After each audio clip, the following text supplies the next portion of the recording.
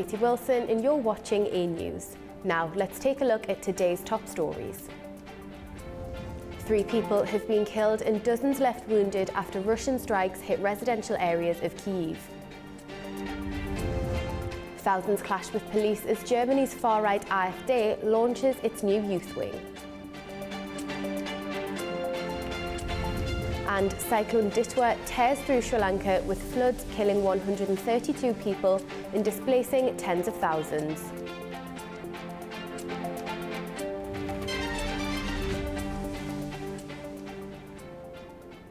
Good evening.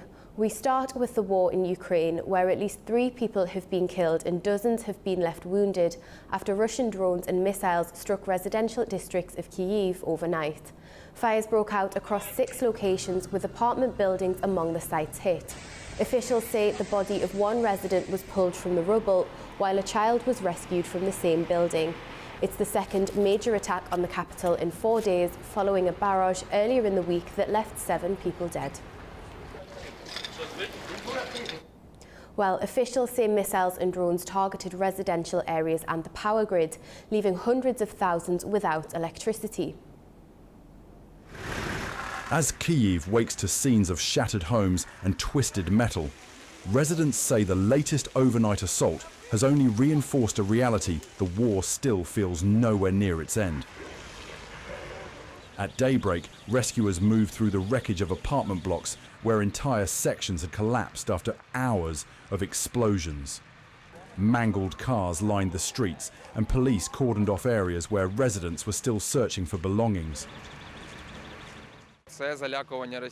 This is intimidation by Russia. The attacks are targeting civilian population in order for Kyiv and the government to make decisions faster. This is my opinion. They just hit the civilians so that we accept the agreement.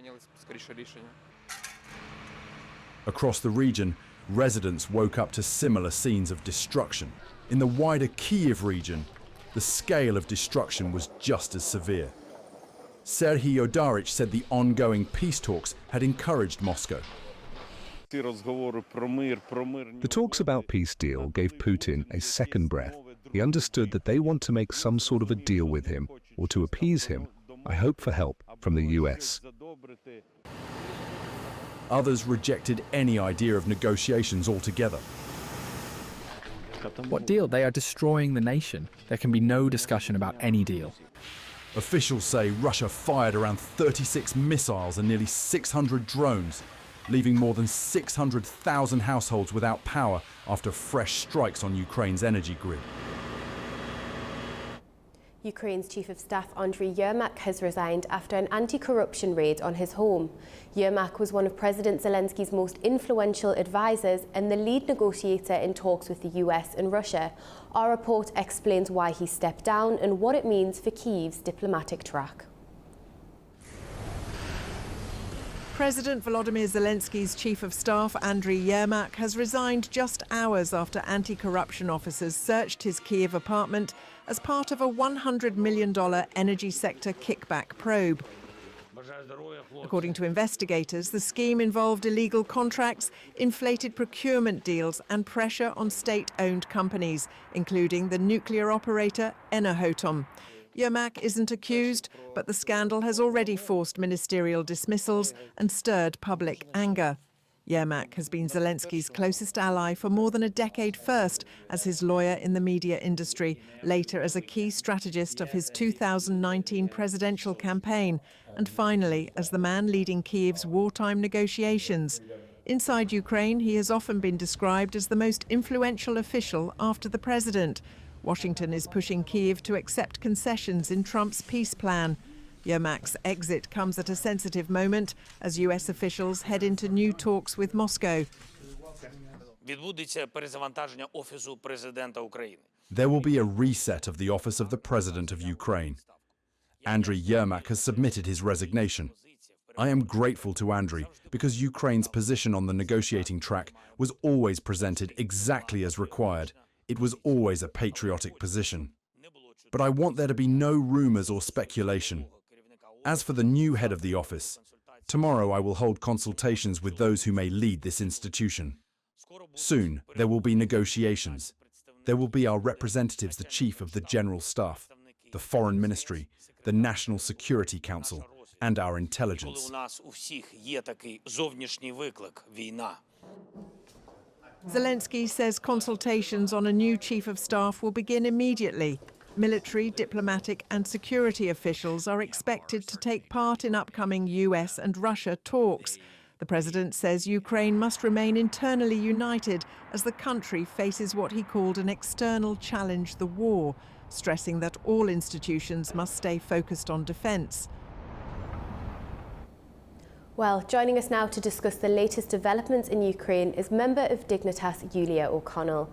Thank you for being with us, Yulia. Now, what has the reaction to Andriy Yermak's resignation been over in Ukraine? The scandal, a pretty big scandal in Ukraine about this, as you described, about $100 million in military procurements. That it's been big. And it was a building kind of resentment toward Yermak for the past, couple of years.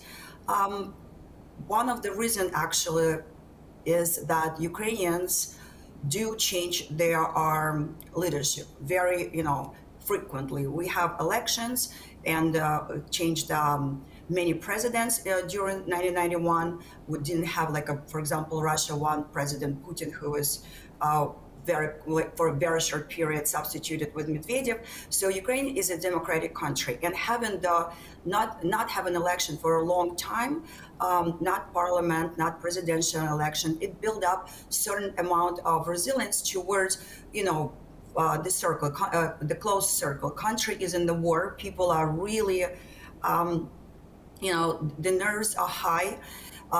That mistakes that have happened and do happen in any government, the Ukrainian people, react more strongly to those mistakes. So that's been almost like a Ukrainian people demand in the past couple of years to change the close to President Zelensky leadership.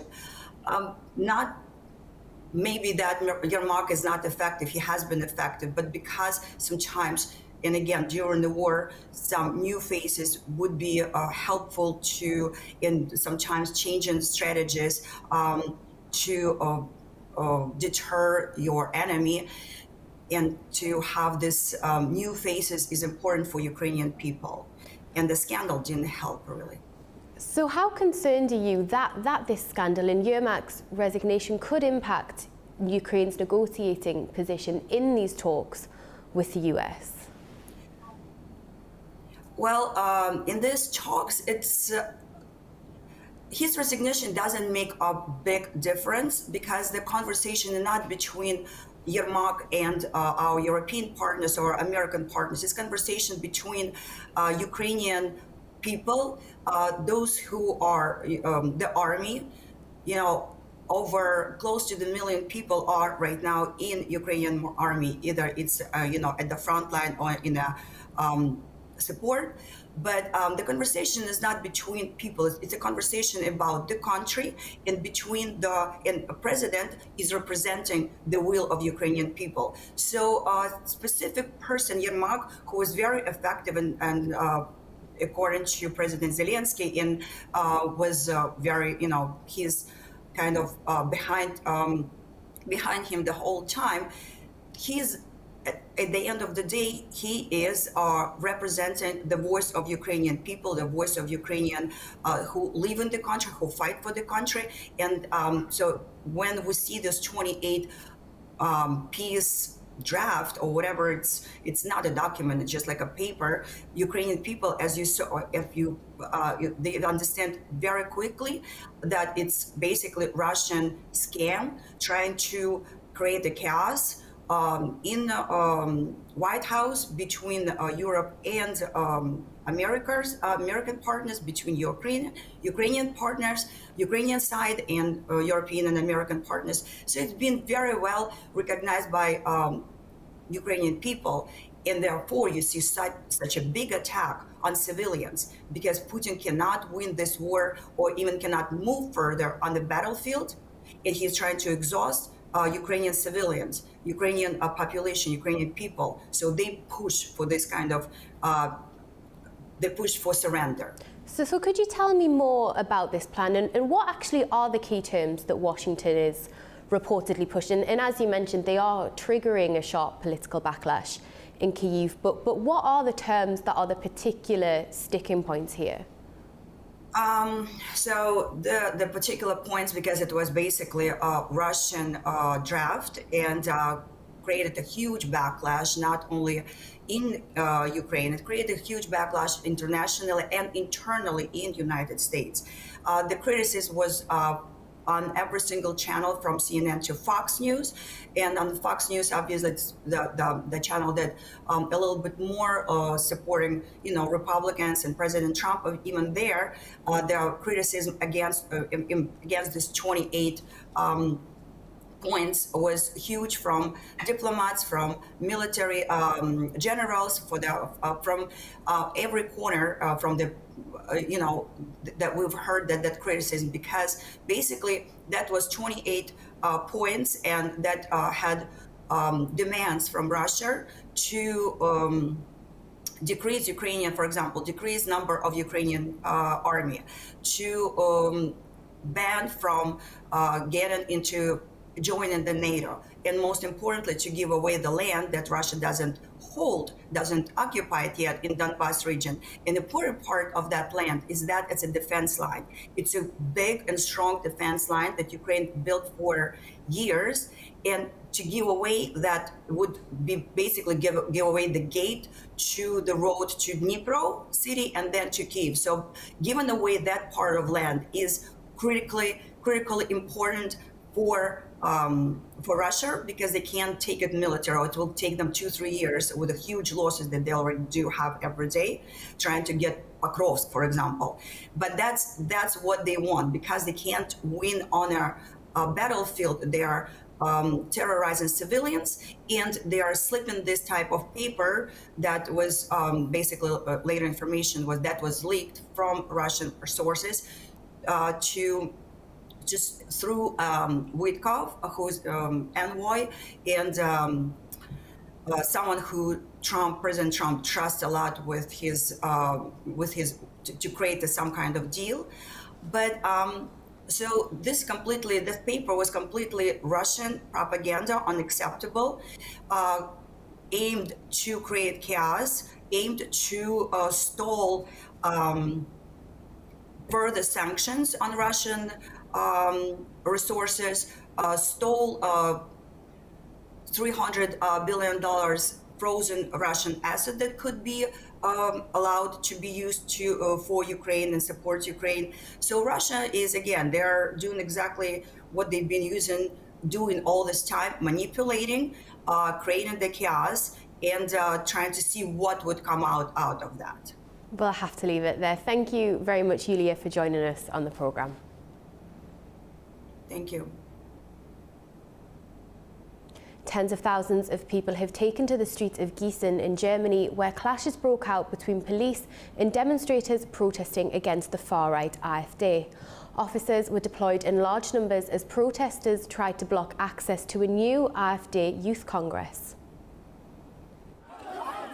Scuffles broke out between police and demonstrators in the German city of Gießen, as thousands gathered to protest the launch of a new youth organisation of the far-right Alternative for Germany, the AfD. Protesters blocked a highway bridge leading to the venue, prompting police intervention. German media say as many as 50,000 protesters were expected, while 6,000 police officers were deployed nationwide.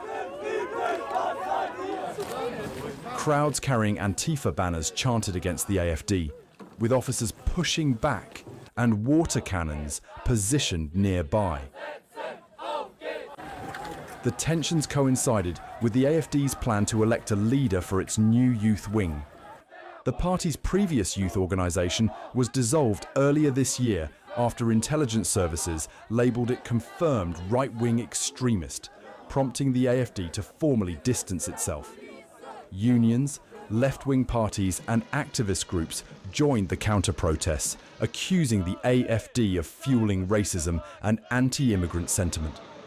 The party currently polls at 27% nationwide, according to ZDF's latest survey. Over to the US now, where President Trump announced that the airspace over and around Venezuela is to be completely restricted. In a post on Truth Social, Trump warned airlines, pilots and others to treat the airspace over and around Venezuela as completely closed. Last week, the US Federal Aviation Administration cautioned airlines about unsafe flying conditions over Venezuela amid increased military activity. In response, Venezuela withdrew the operating licenses of 6 international carriers that had paused flights. Aircraft manufacturing company Airbus has ordered an urgent software fix on thousands of its A320 jets after a safety flaw was discovered. The recall is grounding planes worldwide, hitting airlines from Australia's Jetstar to Japan's ANA, causing widespread flight disruptions as carriers work to get aircraft back in the air. Europe's Airbus has ordered an immediate software overhaul on a massive portion of its top-selling A320 family jets, a move affecting roughly 6,000 aircraft, more than half the world's fleet. The company said a recent incident exposed a critical flaw. Intense solar radiation can corrupt key data used by the aircraft's flight control systems. Airbus admitted the emergency action will cause major disruption for airlines and passengers. The EU Aviation Safety Agency is preparing an emergency airworthiness directive, forcing carriers to ground aircraft for rapid software rollbacks. About 2/3 of the jets will be down only briefly, but hundreds more may need hardware replacements, potentially leaving them parked for weeks. In Australia, Jetstar Airways, the budget airline operated by Australia's national carrier Qantas, says it has been swept up in the recall affecting more than half of Airbus's global A320 fleet. Chief pilot Tyrone Symes reported that 90 flights have been disrupted, with 34 Jetstar aircraft requiring the mandatory software fix. Flights, we've got about 90 flights affected, and of course that's just Jetstar, but it's important to note that it is a worldwide issue, of course, so there's many thousands of customers right across the world with different airlines affected.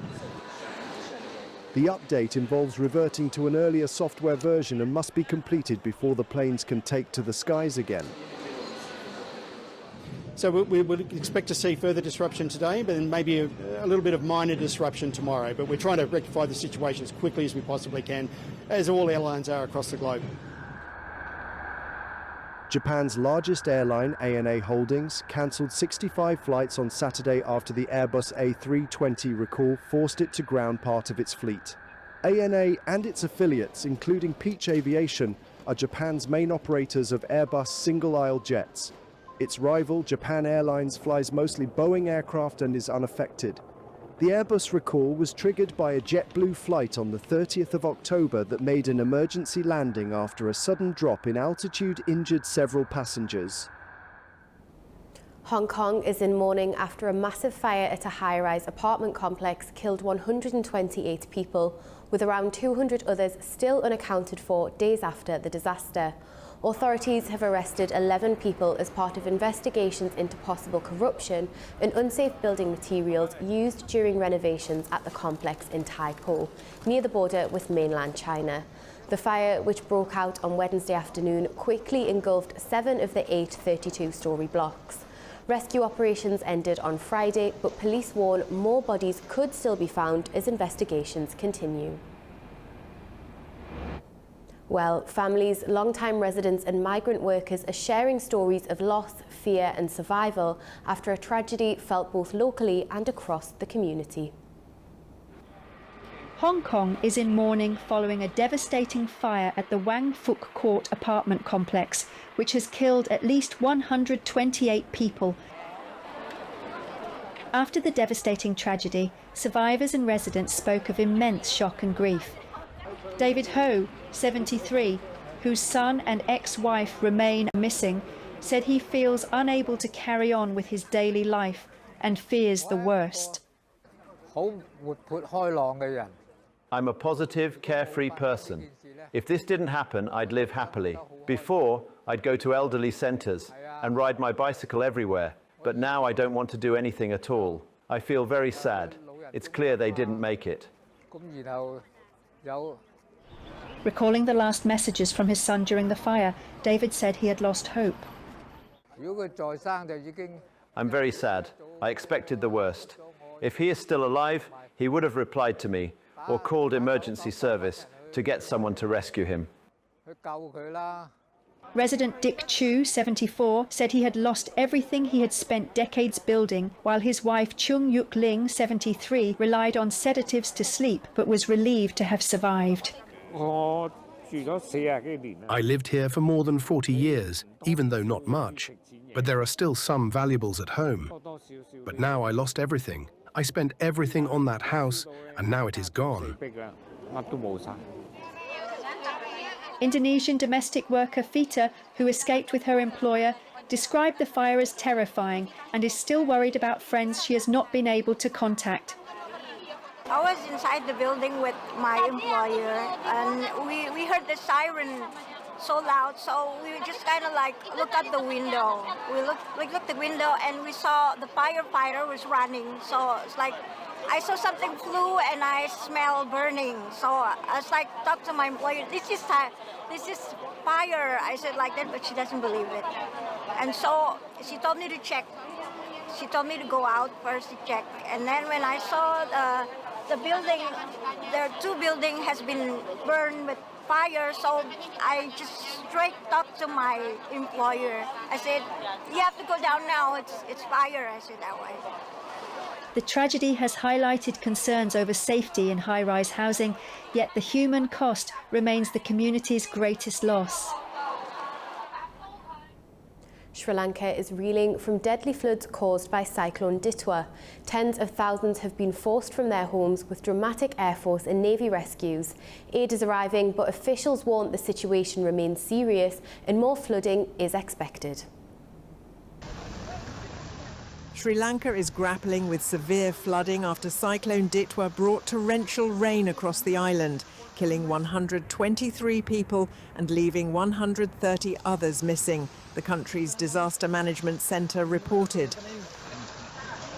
Nearly 44,000 people have been forced from their homes and are now staying in state-run welfare centres after a week of relentless rainfall destroyed large numbers of houses. Many residents were trapped on rooftops, with the Air Force carrying out dramatic helicopter rescues. Officials warn the worst may not be over. Sri Lanka's irrigation department said that the floods, which have already swamped large parts of the south and east, including areas of the capital, Colombo, are likely to spread further. Authorities continue to monitor the situation closely, urging residents in low-lying areas to take precautions as the emergency response continues. Relief efforts are underway, with food aid from India arriving to support those affected as the cyclone continues its path towards southern India.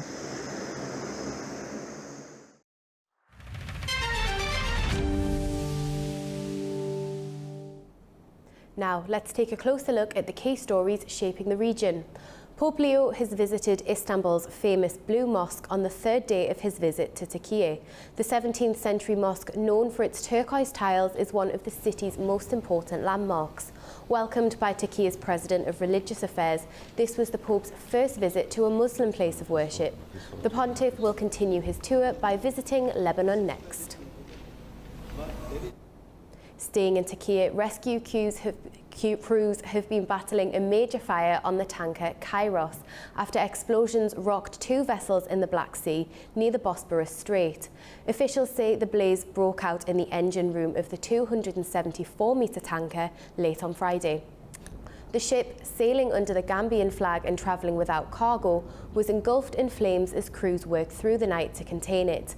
The Kairos is listed among vessels sanctioned following Russia's 2022 invasion of Ukraine.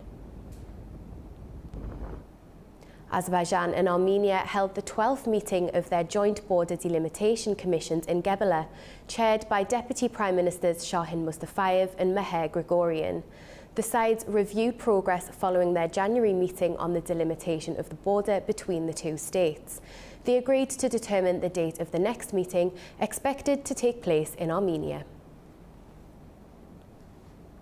Customs officers in Baku have foiled an attempt to smuggle a large quantity of gold jewellery from Istanbul into Azerbaijan. An inspection of a passenger's luggage uncovered over 10 kilograms of undeclared gold items and a 3-carat diamond worth over 2 million manat. Officials say the gold was routed through Dubai and Istanbul to disguise its origin.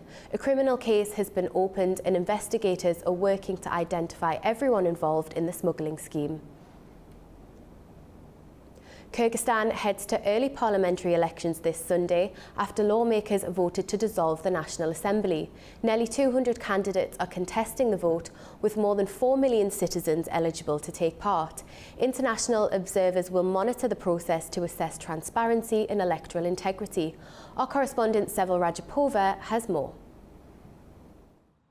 Kyrgyzstan is headed into early parliamentary elections after deputies of Kyrgyzstan's parliament voted on September 25th to dissolve the parliament. The election schedule confirms polls across the country this Sunday. Nearly 200 candidates have registered for the vote, and more than 4 million citizens are listed on the voter rolls as eligible to participate. The early vote follows a request from President Sadir Japarov, who argued that holding parliamentary and presidential elections in the same year would create financial and organizational strain. The Atatürk Kyrgyzstan party is widely expected to secure a majority of the 90 seats in the Jogor-Kurkinesh, the national parliament. International observers from the Organization for Security and Cooperation in Europe and Office for Democratic Institutions and Human Rights are registered to monitor the process, promising oversight of voting procedures, turnout and transparency. It is Sevil Rajapova reporting from Tashkent, Uzbekistan, A News. Japan is preparing to host a landmark summit with the leaders of Central Asia, aiming to strengthen economic ties and cooperation in a rapidly changing geopolitical landscape. Our correspondent Fariza Kalamurzana has more on what this meeting could mean for the region and for Japan's role in Central Asia. The government of Japan is planning to hold a summit with the leaders of Central Asian countries. According to Japanese media, the meeting may take place in Tokyo in December this year, but exact dates have not yet been announced. For 2 decades, Japan and the countries of Central Asia have cooperated within the Central Asia-Japan dialogue at the ministerial level. The upcoming summit will become the first ever meeting of leaders in an expanded format. Japanese media note that the states of the region maintain close ties with Russia and in recent years have intensified cooperation with China. And against this backdrop, Tokyo is seeking to strengthen its own engagement with countries that have significant natural resources. According to Japanese reports, Prime Minister Sanae Takaichi views the planned summit as an opportunity to broaden cooperation and enhance economic security. The summit was previously expected to take place in August last year in Kazakhstan to mark the 20th anniversary of the Central Asia-Japan dialogue. However, the visit of the Japanese delegation was cancelled following warnings of a possible powerful earthquake. Experts say that the initiative had indeed lacked additional momentum. Regional leaders held differing views on foreign policy priorities, and Japan's long period of economic stagnation limited its ability to pursue an active foreign investment policy. However, following Russia's military actions in Ukraine in February 2022 and the resulting escalation of the wider crisis, Japan and the countries of Central Asia found a pressing need to strengthen cooperation. Many Japanese companies began exiting the Russian market and shifting their focus towards Central Asia, creating new economic dynamics and forcing Tokyo to study the region anew. At the same time, the Central Asian states themselves started acting with a more unified voice. Japan is expected to propose joint initiatives for economic decarbonization and attract private investors for finance green projects. And if both sides manage to implement these plans, the upcoming Central Asia-Japan summit could become a significant step forward, giving new momentum to the development of the entire region. Fariza Kalimurzana, Almaty, A-News.